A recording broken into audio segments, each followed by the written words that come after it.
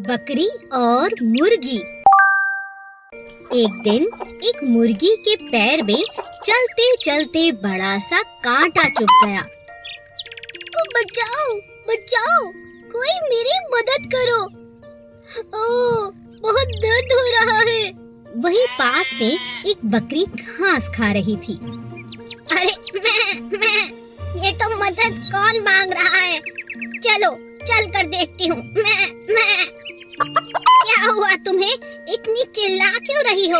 मेरे पैर में कांटा चुभ गया है, बहुत दर्द हो रहा है, चला भी नहीं जा रहा। मेरा कांटा निकाल दो बकरी, मेरी मदद करो, नहीं तो मुझे अकेला और घायल पाकर कोई भी मेरा शिकार कर सकता है। मैं जरूर। बकरी ने मुर्गी का कांटा निकाल दिया, मगर मुर्गी के पैर में घाव बहुत बड़ा था, सो चलना बहुत मुश्किल हो गया था। शुक्रिया बकरी बहन, मगर मैं अब चल नहीं पा रही, कुछ करो। बकरी बहुत अच्छी थी, उसने मुर्गी को अपनी पीठ पर बिठा लिया और उसके घर भी छोड़ कर आई। अच्छा, अब मैं चलती हूँ, अपना ख्याल रखना। तुम बहुत अच्छी हो, तुमने मेरी बहुत मदद की, मैं तुम्हारा ये एहसान कभी नहीं भूलूंगी। ऐसा कुछ नहीं है, हम सब इसी जंगल में रहते हैं, हमें एक दूसरे की मदद करनी चाहिए। मैं चलती हूँ, अपना ख्याल रखना और दवाई भी लगा लेना। मैं और इस तरह मुर्गी की जान एक बकरी ने बचाई। बारिश और बिल्ली। एक दिन बिल्ली मोर को नाचते हुए देखती है। बड़ा मन कर रहा है भीगने का, ये मोर कितना सुंदर है और नाचते हुए तो और भी सुंदर लगता है। काश मैं भी इसकी तरह नाच पाती, बारिश का मजा ले सकती। बिल्ली जिस पेड़ के नीचे बैठी थी, उसी पेड़ के ऊपर एक कौआ बैठा था। क्या हो गया? क्या सोच रही हो बिल्ली मौसी? कुछ नहीं, बारिश का मजा लेना चाहती हूँ, पर क्या करूँ, खाली पेट तो कोई मजा नहीं। अरे इतना उदास क्यों होती हो? आओ मेरे पास आओ, इस पेड़ पर बड़े स्वादिष्ट बेर लगे हैं, आओ मैं तुम्हें तोड़ कर खिलाता हूँ। अरे वाह! बिल्ली झट से पेड़ पर चढ़ गई। अरे ये तो बहुत अच्छा उपाय है। कौवे ने बिल्ली के लिए खूब सारे बेर तोड़े और दोनों ने मिलकर बेर को खाया। अब कैसा लग रहा है बिल्ली मौसी? हाँ, अब अच्छा लग रहा है, बारिश हो रही है और पेट भी भरा हुआ है। मोर भी लगता है नाचते नाचते थक गया और हम खाते खाते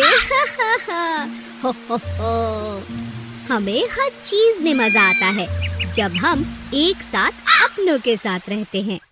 गौरैया और हाथी। एक जंगल में अप्पू नाम का बड़ा सा हाथी रहता था।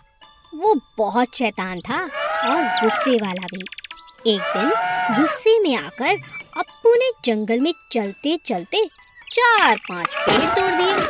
उन्हीं में से एक पेड़ पर गौरैया अपने अंडों के साथ रहती थी। जब पेड़ गिरा तब गौरैया का घोंसला, जो अंडों से भरा पड़ा था, नीचे गिरकर चूर चूर हो गया। अपने अंडों को टूटा देख गौरैया बोली, यह अप्पू हाथी अपने आप को समझता क्या है? गुस्से में इसने मेरे सारे अंडों को मार डाला, मैं इसे कभी माफ नहीं करूंगी। पूरा जंगल इससे परेशान है, मगर इसके गुस्से के डर से कोई इससे कुछ नहीं कहता। मगर मैं चुप नहीं रहूंगी, मैं अपना बदला लूंगी और इसे सबक भी सिखाऊंगी। गौरैया रोती रोती अपनी दोस्त मधुमक्खी, मेंढक और कठफोड़ा के पास गई। गौरैया के दोस्तों ने उसे दिलासा दिया और कहा कि वह सब मिलकर अप्पू से बदला लेने में उसकी मदद करेंगे। सभी मित्रों ने मिलकर एक योजना बनाई। मौका पाकर एक दिन वे सब हाथी के पास जाते हैं। हाथी को सोता देख मधुमक्खी अपनी मीठी आवाज से हाथी के कान के पास गाना गुनगुनाने लगती है। हाथी को संगीत सुनकर मजा आने लगता है। तभी कटफोड़ा आकर हाथी की आंखों को फोड़ डालता है। अप्पू दर्द से चिल्लाने लगता है, बचाओ बचाओ, ये मेरी आंखों में जलन क्यों है? किसने मेरी आंखें फोड़ी? बचाओ बचाओ। अप्पू पानी की तलाश करता है। तब मेंढक और उसके साथी एक दलदल के पास डराने लगते हैं। हाथी समझता है कि वहाँ पानी है और उस दिशा पर चलने लगता है। दलदल में डूबकर वह मर जाता है और गौरैया अपना बदला लेने में सफल हो जाती है। दयालु पेड़। एक बार की बात है, कुकू कोयल अपने अंडों के साथ एक पेड़ पर रहती थी। एक दिन वह अपने बच्चों के लिए खाना ढूंढने बहुत दूर निकल गई। रास्ते में बरसात होने लगी, जिस कारण कुकू कोयल बुरी तरह से भीग गई। अरे, मुझे कहीं बैठकर अपने पंखों को सुखा लेना चाहिए, नहीं तो उड़ना बहुत मुश्किल है। मुझे अपने बच्चों के पास भी तो जाना है। तभी कुकू एक पेड़ के पास पहुंची। मीठे पेड़ आम, क्या तुम मेरी मदद कर सकते हो? मैं बहुत भीग चुकी हूँ और थक भी चुकी हूँ। मुझे थोड़ी देर अपने पास बैठने दो, मैं अपने पंखों को सुखाकर चली जाऊंगी। नहीं नहीं नहीं नहीं, तुम चली जाओ यहाँ से। मैं सब समझता हूँ। तुम्हारी नजर मेरे मीठे मीठे आम पर है। तुम यहाँ से चली जाओ अभी। बेचारी कोयल वहाँ से चली गई और पहुँची दूसरे मीठे पेड़ के पास। मीठे पेड़ पपीते, क्या मैं तुम्हारी डाल पर बैठकर कुछ देर आराम कर सकती हूँ? मैं बहुत थक चुकी हूँ और मेरे पंख बुरी तरह भीग चुके हैं। मुझे बहुत ठंड भी लग रही है। नहीं नहीं नहीं नहीं, मुझे किसी को खुद पर बिठाना पसंद नहीं, और वैसे भी मेरे पपीते बहुत मीठे हैं। अगर तुमने खाया तो मुझे अच्छा नहीं लगेगा। तुम यहाँ से चली जाओ और किसी पेड़ पर बैठ जाओ। निराश होकर कुकू वहाँ से चली गई। कुकू तीसरे पेड़ के पास पहुँची। कड़वे पेड़ नीम, क्या तुम मुझे कुछ देर के लिए अपनी शाख पर बैठने दोगे? बस थोड़ी देर के लिए। मेरे बच्चे अकेले हैं, मुझे अपने पंखों को सुखाकर वहाँ वापस जाना है। क्यों नहीं, आओ आओ चिड़िया रानी, तुम्हारा स्वागत है। तुम मेरे पेड़ पर बैठ सकती हो, मगर मुझे माफ करना, तुम्हें खिलाने के लिए मेरे पास कुछ भी नहीं। कुकू चिड़िया इजाजत पाकर बहुत खुश हो गई। कुछ देर उस पेड़ पर बैठकर कुकू चिड़िया ने अपने पंखों को सुखाया और फिर पेड़ को शुक्रिया अदा किया। तुम्हारा बहुत बहुत शुक्रिया कड़वे पेड़, तुमने मेरी बहुत मदद की।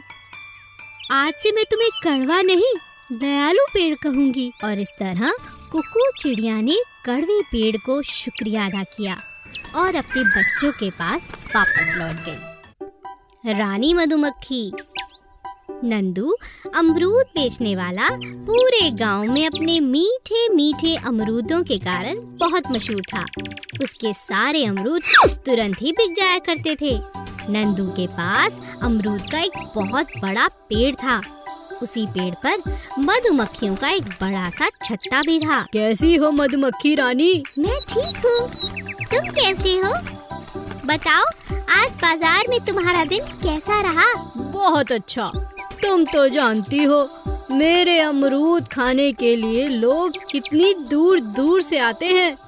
मेरे सारे अमरूद बिक गए और यह सब तुम्हारी वजह से है, क्योंकि तुम्हारे डर से मेरे पेड़ पर कोई पक्षी आने की हिम्मत भी नहीं करता। ऐसा नहीं है, तुम भी हमें कुछ नहीं कहते। हम तुम्हारे पेड़ पर रहते हैं। तुम्हारा बहुत बहुत शुक्रिया। अगले ही दिन अमरूद तोड़ते समय नंदू की नजर मधुमक्खियों के छत्ते पर गई। अरे, इतना बड़ा हो चुका है इनका छत्ता। इसमें तो बहुत शहद होगा। अगर इसे बाजार में बेचा जाए अच्छे पैसे मिल सकते हैं। नंदू के मन में लालच आ चुका था। अच्छा, कुछ करना होगा।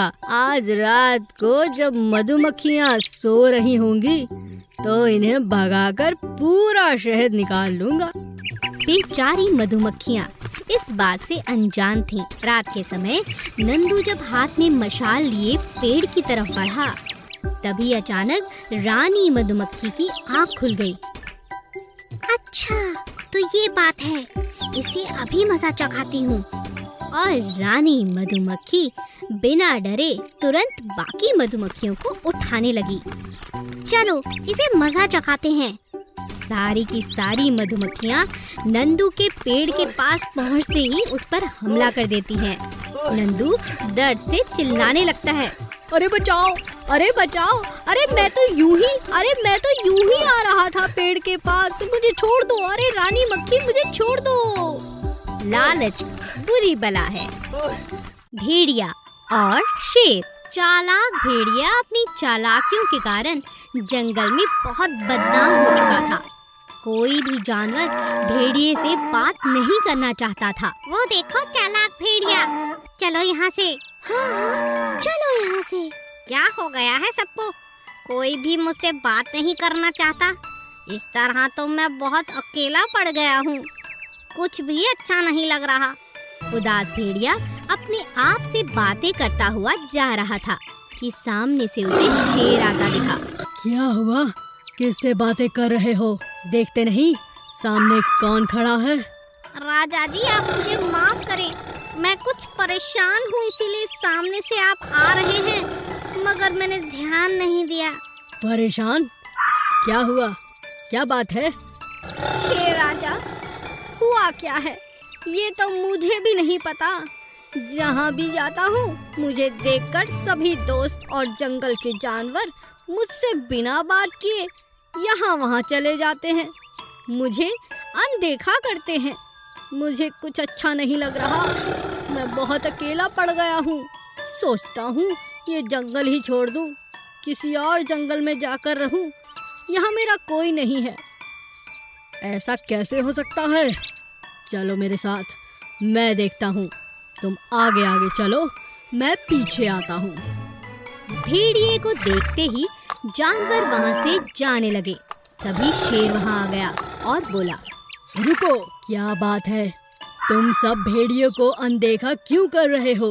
राजा जी, हम सभी जानवर भेड़िए की चालाकी से बहुत परेशान हो चुके हैं, इसीलिए हमने फैसला किया है कि कोई भी जानवर अब भेड़िए से बात नहीं करेगा। भेड़िया अपनी मीठी मीठी बातों में फंसाकर ही सबका शिकार करता है, धोखे से। ओह, तो ये बात है। अब तुम बताओ भेड़िए, तुम्हें कुछ कहना है? मैं समझ चुका हूँ अपनी गलती और मानता भी हूँ। मुझे आप सब माफ कर दीजिए और सुधरने का एक मौका दीजिए। मैं अब कभी किसी को धोखे से नहीं खाऊंगा, ये वादा करता हूँ। मगर मुझे ऐसे अकेला मत छोड़िए, मुझे जरा भी अच्छा नहीं लगता। मुझे लगता है आप सबको इसे एक मौका देना चाहिए। जी राजा जी। और इस तरह सभी जानवरों ने भेड़िए को सुधरने का एक मौका दिया। सपेरे के सपने। एक दिन जंगल में एक सपेरा सांप की तलाश में पहुंचा। आज तो खाली हाथ नहीं जाऊंगा, इतना बड़ा जंगल है, कोई ना कोई सांप जरूर मिलेगा। सपेरे ने बीन बजानी शुरू की, जिसे सुनकर पास के पेड़ पर बैठे नाग और नागिन नीचे आ गए और सपेरे के पास पहुंचकर नाचने लगे। इतनी जल्दी अपने शिकार पाकर वो बहुत खुश हुआ। अरे वाह, दो शिकार, आज का दिन बहुत अच्छा है। सपेरा दोनों को पकड़कर अपने साथ ले जाता है। सपेरा खुशी के मारे फूला नहीं समाता और मन ही मन बहुत खुश हो जाता है और सोचने लगता है, अब तो मुझे इन्हें बेच देना चाहिए, बहुत पैसे मिल जाएंगे, खूब मजा करूंगा। सपेरा इतना खुश था कि उसकी खुशी संभाले नहीं संभल रही थी, जिस कारण वो तेज तेज चलने लगा। अरे जल्दी जल्दी चलकर पहुंच जाता हूँ, इनका नाच दिखाऊंगा, इनका सारा जहर निकाल कर अपने कब्जे में रखूंगा, फिर मैं जो चाहूंगा ये वो करेंगे। सपेरा इतना खुश था कि वो तेज और तेज चलने लगा। चलते चलते रास्ते में वो एक बड़े से पत्थर से टकराकर गिर गया। सोचने के कारण उसका ध्यान उस पत्थर पे गया ही नहीं था। अरे बाप रे, इतनी जोर से चोट लग गई। अरे अरे अरे मेरी टोकरी से ये सब सांप कहाँ चले गए? ये सांप कहाँ चले गए? सपेरे ने अपनी खुशी में अपने दोनों शिकारों को खो दिया। ये क्या हो गया? ओहो, मैंने आज दो शिकार पकड़े, मगर अपनी बेवकूफी के कारण आज मैंने दोनों को खो दिया। सांप बहुत चतुर थे। इस मौके का फायदा उठाकर वो बहुत पहले ही टोकरी से निकलकर एक पेड़ पर चढ़ गए थे। बेचारे सपेरे को अपने शिकार से हाथ धोना पड़ा। ये मैंने क्या किया? आज का दिन बहुत बुरा है।